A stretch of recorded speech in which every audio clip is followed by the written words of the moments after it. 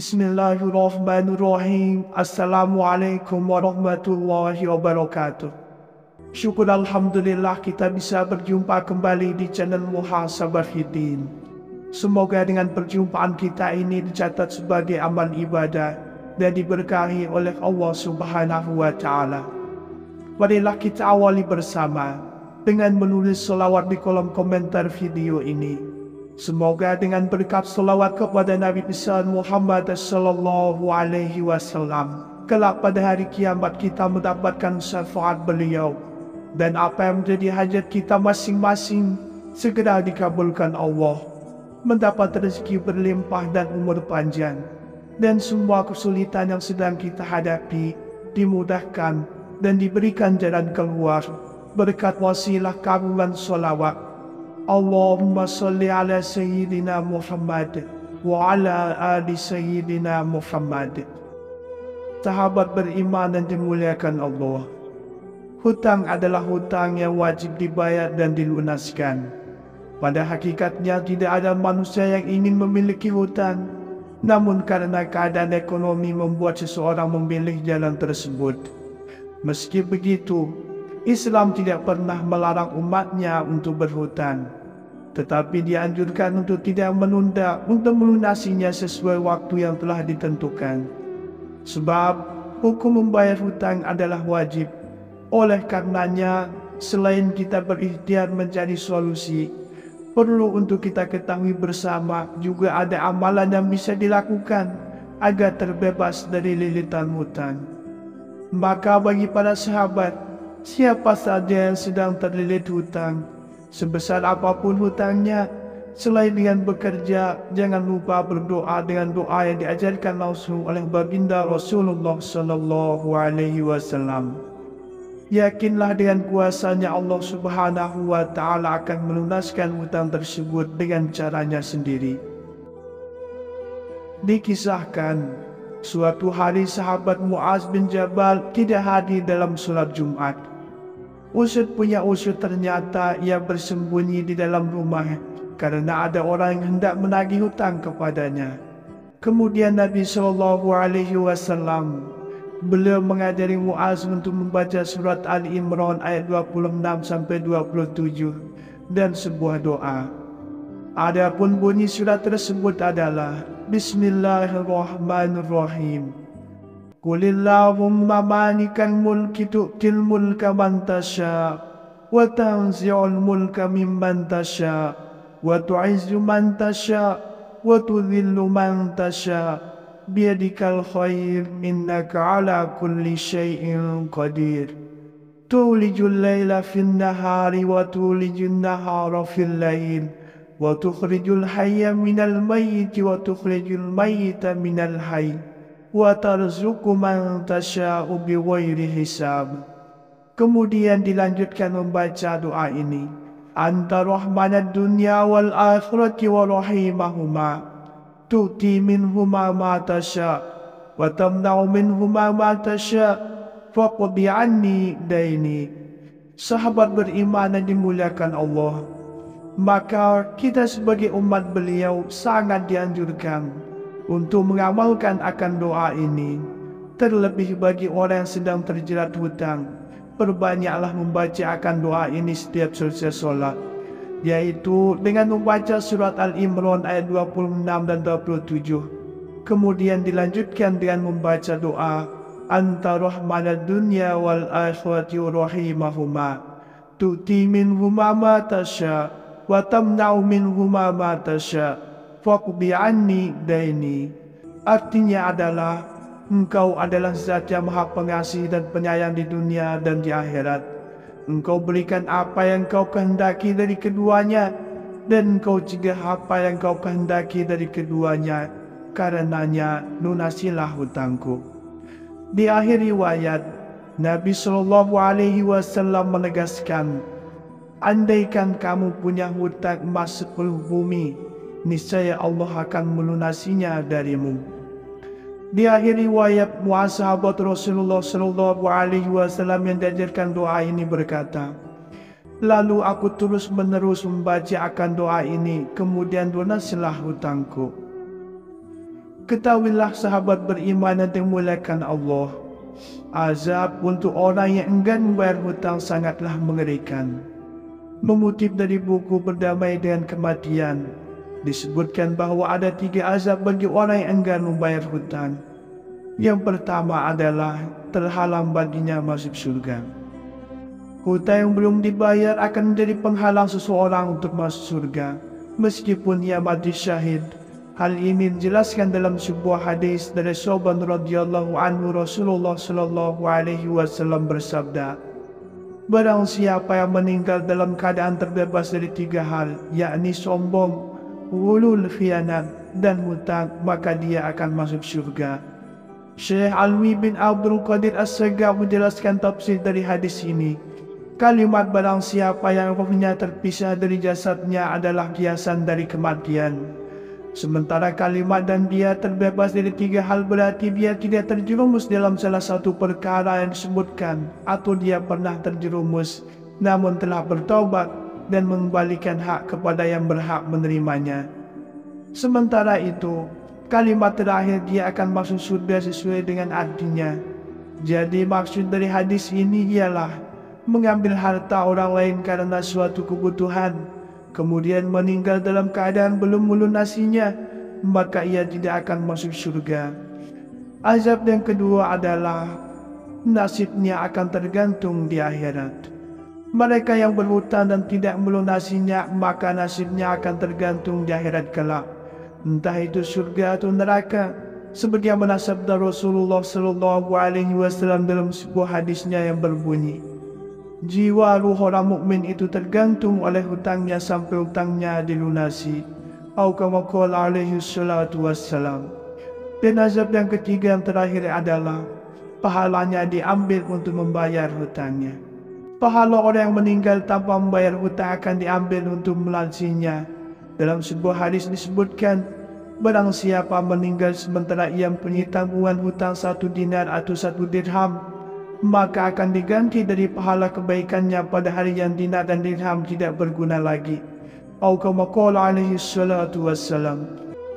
Dikisahkan, suatu hari sahabat Muaz bin Jabal tidak hadir dalam solat Jumat. Usut punya usut, ternyata ia bersembunyi di dalam rumah karena ada orang yang hendak menagih hutang kepadanya. Kemudian Nabi SAW beliau mengajari Muaz untuk membaca surat Ali Imran ayat 26-27 dan sebuah doa. Adapun bunyi surat tersebut adalah Bismillahirrahmanirrahim. Qulillahumma malikal mulki tu'til mulka man tasha wa tanzi'ul mulka mimman tasha wa tu'izzu man tasha wa tudhillu man tasha biyadikal khair innaka ala kulli syai'in qadir.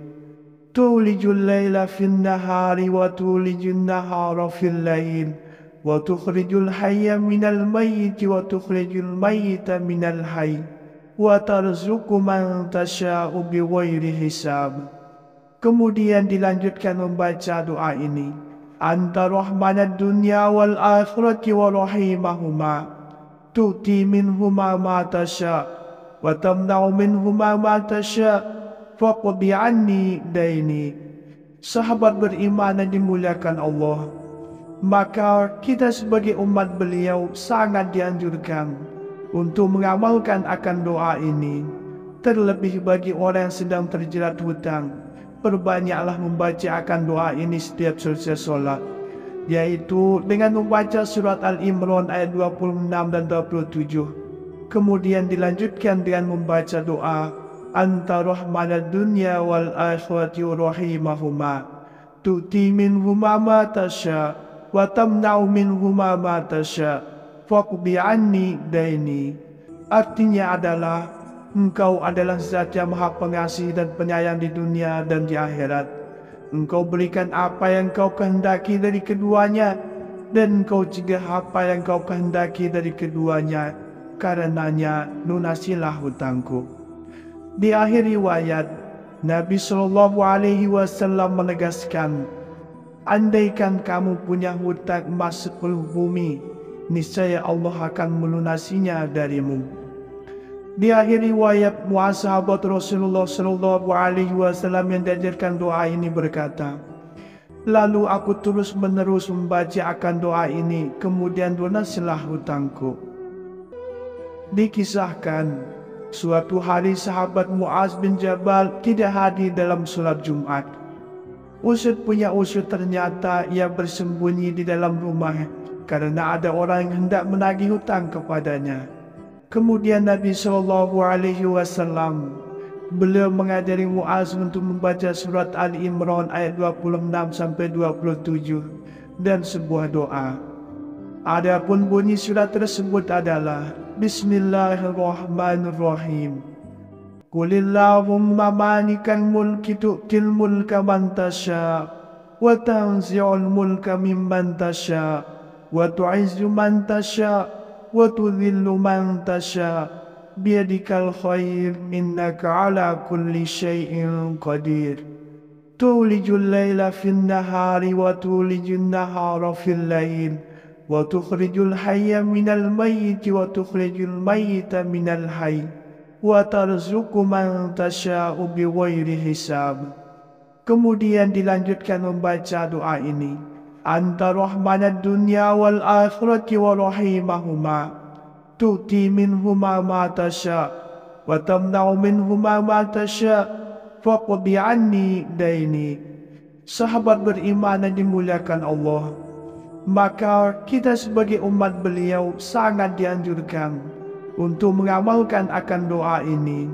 Terlebih bagi orang yang sedang terjerat hutang, perbanyaklah membaca akan doa ini setiap selesai sholat, yaitu dengan membaca surat Al-Imran ayat 26 dan 27. Kemudian dilanjutkan dengan membaca doa Anta rahmanad dunya wal akhirati rahimahuma tu'ti minhuma ma tasha wa tamna'u minhuma ma tasha faqdi anni daini. Artinya adalah, Engkau adalah zat yang maha pengasih dan penyayang di dunia dan di akhirat. Engkau berikan apa yang Kau kehendaki dari keduanya, dan Engkau cegah apa yang Kau kehendaki dari keduanya. Karenanya lunasilah hutangku. Di akhir riwayat, Nabi Shallallahu Alaihi Wasallam menegaskan, andaikan kamu punya hutang emas 10 bumi, niscaya Allah akan melunasinya darimu. Di akhir riwayat, sahabat Rasulullah Shallallahu Alaihi Wasallam yang diajarkan doa ini berkata, lalu aku terus menerus membaca akan doa ini, kemudian lunasilah hutangku.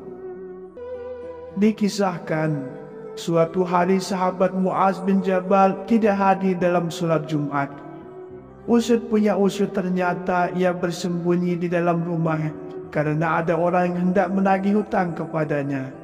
Kemudian Nabi Shallallahu Alaihi Wasallam beliau mengajari Muaz untuk membaca surat Ali Imran ayat 26-27 dan sebuah doa. Adapun bunyi surat tersebut adalah Bismillahirrahmanirrahim. Qulillahumma malikal mulki tu'til mulka man tasha wa tanzi'ul mulka mimman tasha wa tu'izzu man tasha wa tudhillu man tasha biyadikal khair innaka ala kulli syai'in qadir. Tulijul layla fil nahari wa tulijul nahara fil layl wa tukhrijul hayya minal mayyiti wa tukhrijul mayyita minal hayy wa tarzuqu man tasha'u bighairi hisab. Kemudian dilanjutkan membaca doa ini. Anta rahmanad dunya wal akhirati wa rahimahuma tu'ti minhuma ma tasha wa tamna'u minhuma ma tasha faqdi anni daini. Sahabat beriman yang dimuliakan Allah, maka kita sebagai umat beliau sangat dianjurkan untuk mengamalkan akan doa ini. Terlebih bagi orang yang sedang terjerat hutang, perbanyaklah membaca akan doa ini setiap selesai sholat, yaitu dengan membaca surat Al-Imran ayat 26 dan 27. Kemudian dilanjutkan dengan membaca doa Anta rahmanad dunya wal akhirati rahimahuma tu'ti minhuma ma tasha wa tamna'u minhuma ma tasha faqdi anni daini. Artinya adalah Engkau adalah zat yang maha pengasih dan penyayang di dunia dan di akhirat. Engkau berikan apa yang Kau kehendaki dari keduanya, dan Engkau cegah apa yang Kau kehendaki dari keduanya. Karenanya lunasilah hutangku. Di akhir riwayat, Nabi SAW menegaskan, andaikan kamu punya hutang emas 10 bumi, niscaya Allah akan melunasinya darimu. Di akhir riwayat, sahabat Rasulullah SAW yang diajarkan doa ini berkata, lalu aku terus menerus membaca akan doa ini, kemudian lunasilah hutangku. Itulah amalan yang diajarkan oleh baginda Rasulullah SAW kepada sahabat beliau yaitu Muaz bin Jabal, agar supaya Allah Subhanahu wa Ta'ala melunaskan hutangnya. Dan amalan ini sangat dianjurkan juga untuk kita amalkan, khusus bagi para sahabat atau siapa saja yang saat ini sedang terjerat hutang, maka berbanyaklah mengamalkan akan doa ini setiap kita selesai sholat. Semoga Allah Subhanahu wa Ta'ala memberikan kita kemudahan dalam segala urusan kita. Wallahu a'lam. Wassalamualaikum warahmatullahi wabarakatuh.